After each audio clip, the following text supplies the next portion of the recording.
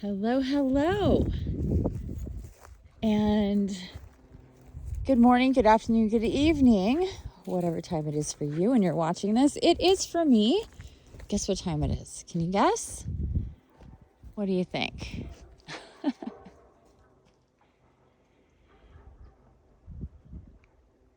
It feels, and to me even appears to be earlier than it is, but it is in fact 9:40 a.m. Pacific on Friday, September 1st, 2023. We start a whole new cycle today. Isn't that lovely? Isn't that amazing? I love the start to a new month, particularly on a Monday. I think that that's nice and clean, but we'll take it on a Friday too. It's a good day as well.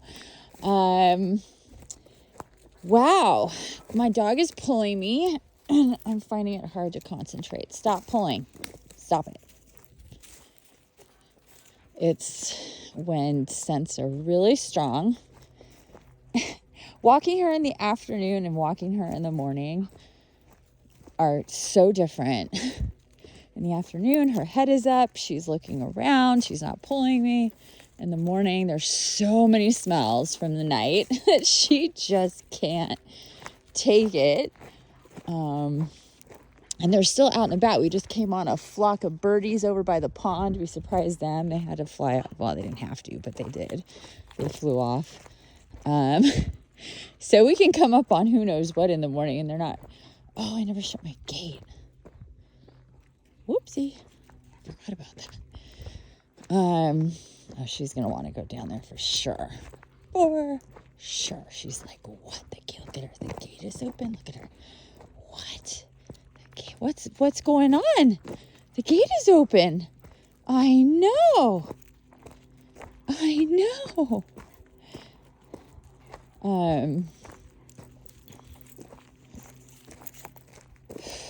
So, yeah, that just totally threw me off. Totally forgot about the gate and closing it. I opened it for the UPS man. So. First day of the month. And there is a real big shift happening. If you have not seen my YouTube, please check out my YouTube channel. I uploaded like a 5-minute video from a channeling. I got this major download in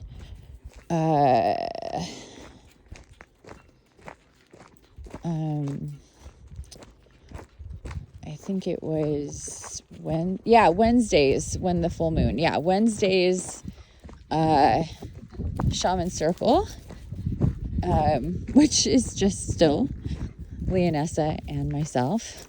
So she's really getting a bang for her buck because she doesn't have to share time with me. Except for in one other shaman circle, we have another person. Shout out to Michelle from Canada, my man, my divine masculine energy in the house, which is super cool. We love having you there. I love that balance of energy. Leonessa and I were so excited. And you're awesome. And I'm honestly not sure how much longer I'm going to be doing the shaman circles. The idea was to have considerably more people there. And despite my best efforts and even offering a week free trial and all sorts of stuff, it's just not happening. I'm going to give it a little bit more. I'm going to give it this month and we'll see. It goes month to month. So yeah, may not be the time for it. I don't know. It's a little confusing. I definitely thought more people would be involved in these. It is a really spectacular deal.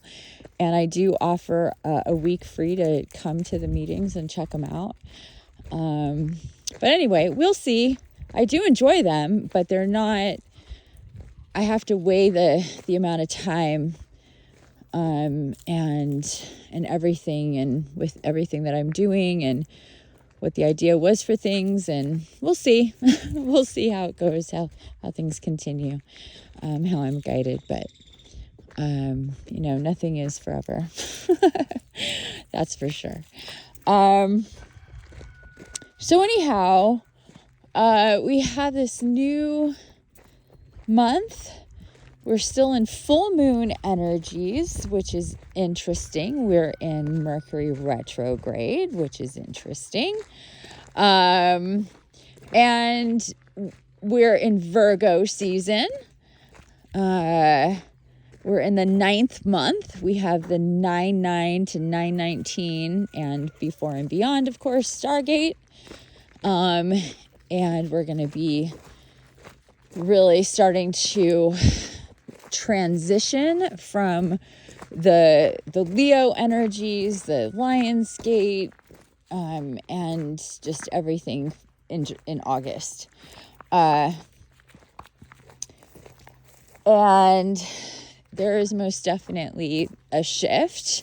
There's going to be a huge shift in consciousness for those who are in alignment, for those who are ready for more awareness, for more truth, for more responsibility, for more action, for more healing, for more realness, to step out of denial and excuses and blowing things over, to really getting real about stuff, whatever that might be, and stepping into your power in a way that is can be quite, challenging. Or what are you doing? What? Okay. What do you see? Oh, was it a squirrel? I could not figure out what the hell it was she's reacting to. It was a squirrel. That was a squirrel, you psycho. Yeah, she's like, look at these hackles. Look at that. It's fine. No, it's fine. It's fine. You okay? Let's go this way. Come on. Let's go this way. Come on. Let's go this way. I know. Jeez Louise. Jeez. Damn, dude. If she had an actual killer instinct, but she doesn't. It's pure excitement. It is really like, if she was to run after a squirrel, and even if she caught up to it, like, she'd just be like smelling it and whining at it to play with her. She'd be like, oh my God, like, she would not attack it. It's the funniest thing about it, is that she's like so excitable, acting like it's aggressive, but it's not. A lot of dogs are like that. It looks aggressive, but it's just excitement. But yeah, there's definitely dogs who, their aim is to kill. Once caught, kill. It's just not hers at all. It's just not hers. She just wants to play with everybody, desperate for play. Anyhow, man, look at this. Wowza.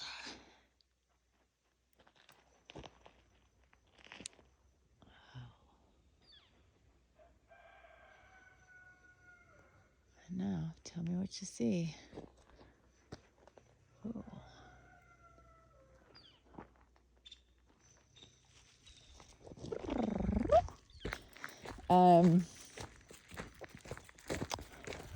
So back to the real talk. So ready for, really going deep with yourself.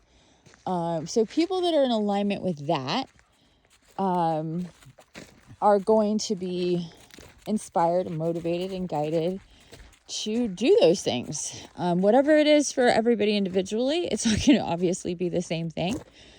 And Virgo in Virgo and Mercury at the same time is just, I talked about it a few days ago. It's just such an awesome combination because of the, wow, she rarely pees away from home. Rarely. Which is so weird, right? I mean, I had a dog that would pee on little drops on everything in marked territory everywhere. It was ridiculous. This dog literally never does that, ever. Or maybe that's what that just was. I don't know. But she rarely does it. Anyhow, you're pulling me again. Virgo and Mercury, right. So Virgo is going to make things clear. Virgo is clarity, is purity, is nurturing, is very kind of black and white. Either it's clean or it's dirty. Which is it? There's no in between. There's not a whole lot of gray area with the Virgo. Virgo energy lives in the black and the white, very clear cut boundaries between this and that. And unlike, say, me, sun sign Sagittarius, or even Pisces, or even Leo, all of these are energies that are much more in the gray. And, to us, there's a lot of circumstantial stuff, a lot of specifics and whatever that can make things different. I don't know. There's just a lot of gray. Where Virgo is very black and white. Yes or no. And true or false, and, whatever. It's very much like that. But that's good because there's clarity there. It's not murky in any way. And it's helpful because we can move through things quickly. As you know, many Virgos move very quickly. Because they don't contemplate a lot of gray zone. It's black or it's white, it's go or it's stop. And things move fast. So that's helpful. No, there you go. That's very helpful. Oh, sweet. I'm going to leave it like that.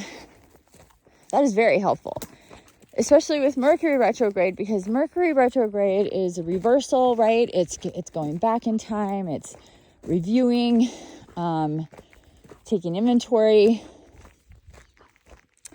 and things get chaotic. And it's not, things are not always so clear when things are, Bub, you need to stop pulling me. Seriously.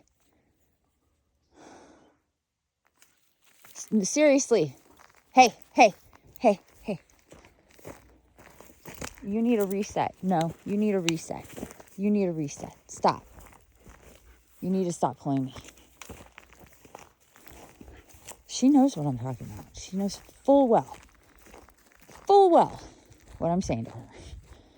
She knows that she's doing it. She doesn't mean to, but she does. And it increases and increases and increases until she's like really pulling me. Stop. Ay. Like fingers are getting cut off from circulation because of this freaking dog. So,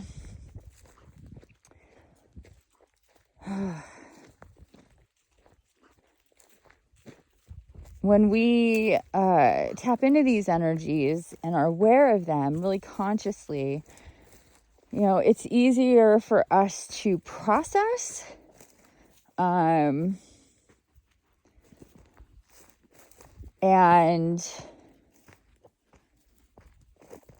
move forward, because we're understanding the speed of things, we're understanding how we're feeling and what we're seeing and what we're guided about and to and from and whatever. It's decisive. It's can be harsh at times because it's kind of like Virgo is very no nonsense and can be very, it can be nurturing. It can be pure like that, innocent, if you will, in some cases. in that way. It can also be harsh because just like children can be brutally honest. It's like that. It's like it just comes from a place of realness and honesty, but it can be kind of harsh at times, sharp at times. And for those in alignment, it may feel sharp and it may cut deep, but it's going to be the truth, and ultimately you'll be grateful for it, because it's not a bunch of bullshit, and it is the truth, and it's the truth. So you're left to decide how you're going to process and deal with the truth, integrate the truth, assimilate to the truth, and then begin to practically live by that new set of programs that are true, and then that will just spark more. And this is why people stay away from the truth and, let things just blow over and not really get down and talk about stuff. And, when you have a lower state of consciousness, it's easy to do that. It's real easy to do that. I've seen people do that my whole life. And my whole life I've been like, how can you just let the shit blow over without dealing with it? I've always been one to have to deal with it. And that could mean real uncomfortable situations with people and with myself. But to me, it's just too heavy. And I never really understood all that and why I felt like that and why it had to be like that with me. Because I saw so many other people just like, sweeping things under the rug and, moving on. And, regardless of how fucked up a situation may or may not be, it's just like, this is just easier than dealing with it, than talking about it. And I've always come and been guided from the position of that doesn't solve anything.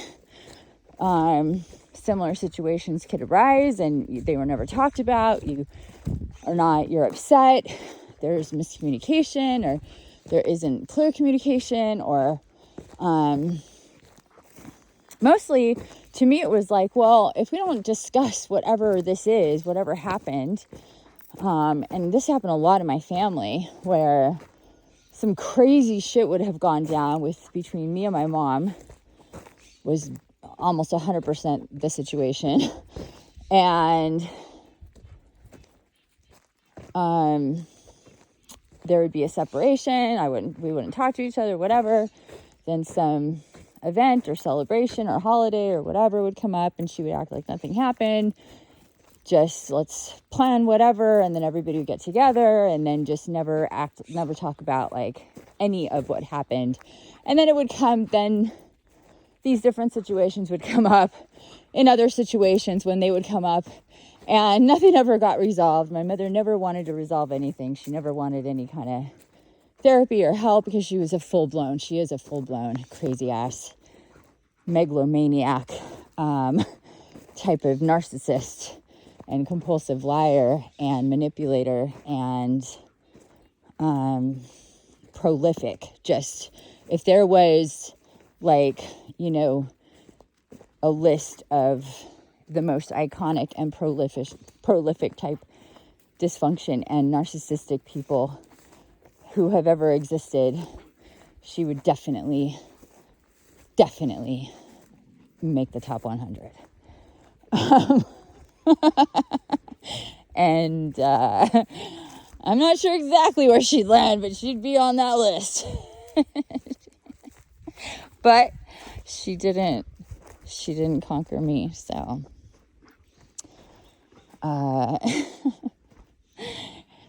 oh boy, we did battle quite a lot though. Took a long time for me to see that for what it is.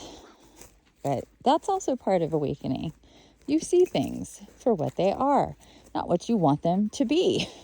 Again, it's about being real. It's about no bullshit and understanding, the bigger picture, not just seeing right in front of you, and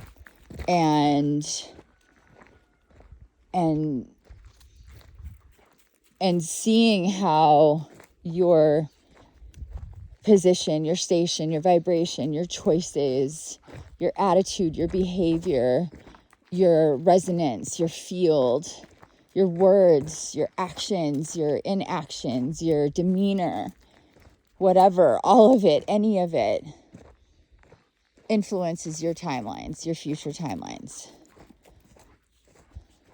And it's instant, and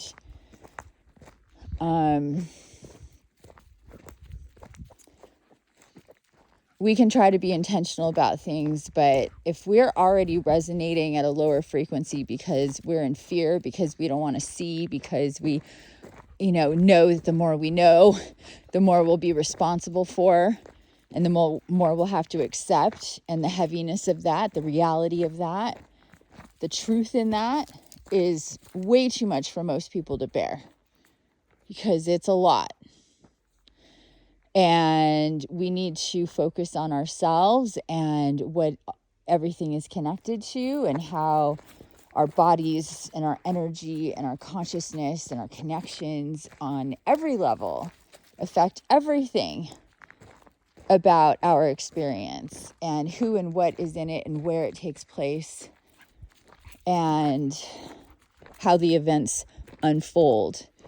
And they're not happening. Whatever is happening now has been mapped out for who knows how long, because of the choices made before that time, and before that time, and before that time. There's just too many moving parts for everything just to be happening right when it happens. That just doesn't make any sense. Things are unfolding. It's like a production, It's like a production. It really, really is. It's like if you think about a play or a movie or anything, there's, especially a play, there's all the pre-production stuff, and then you see that unfold. But it doesn't just all of a sudden appear, does it? It seems like that.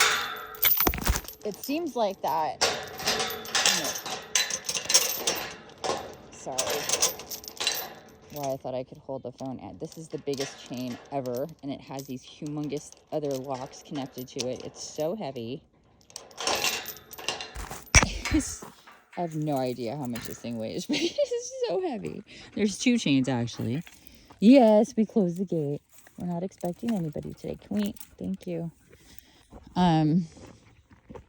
So anyway, we just, we know that there's, I don't know if I'm picking up where I left off. Sorry, I lost my train of thought. But we think that, it's all unfolding right now, but it's all coming into play right now. But it's been unfolding, and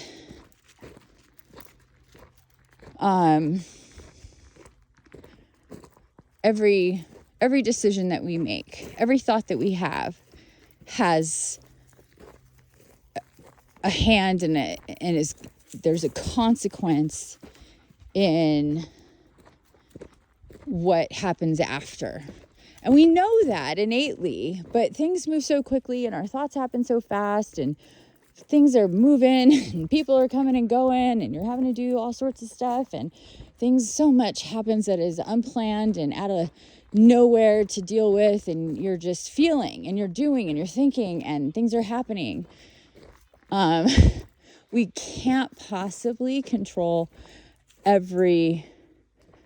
all of it all the time. We can hope that what we create in every moment is a moment in the future where we have more peace and harmony and clarity, and less drama and toxicity, chaos and negativity in our lives, to make it difficult to be a master of your frequency. So it starts there. Like, people just want to, like, how do I manifest? Let's manifest. And it's like, what have you done with yourself to make you a good manifester? To make it so your world is conducive to manifesting? What have you been doing? And most people haven't been doing shit. But to make it so you can actually manifest, you have to have the foundation for that. And to live in the lucid dream, to truly create your reality. And I'm getting better at it. And trust me, my foundation and stuff has been tested to see just how strong it is lately in many various ways. And I'm understanding the speed at which my ball rolls, and that it's slow. And, that needs to be, there needs to be quicker action there. But I'm still clearing, space. And it's been a long process. And there's been a lot of opposition to that in various ways that never stop and never will. And there's only so much that I can control. There's only so much that I can slow things down. So I'm playing on my terms. I'm manifesting and I'm reacting and thinking and being and doing and being guided to whatever on my terms and how I'm guided. Not by the force of anything that's chaotic that I didn't put into my reality. Now, that can't be 100%, but there is definitely a way there. So anyway, as we approach the house, please think about all of this. And as you start your month of September, again, a review of the high and low points of August and where you stand in many and various ways, and how to really get a mindset about everything that's coming. And because a lot is coming, and it's going to get real, and it's going to move quickly, and it's going to be helpful for us to really open up and be ready for the truth, and not just, how we want things to be, but how things are, and how we're going to be conscious on how we're shaping things for the future. And that takes a real desire for the truth, and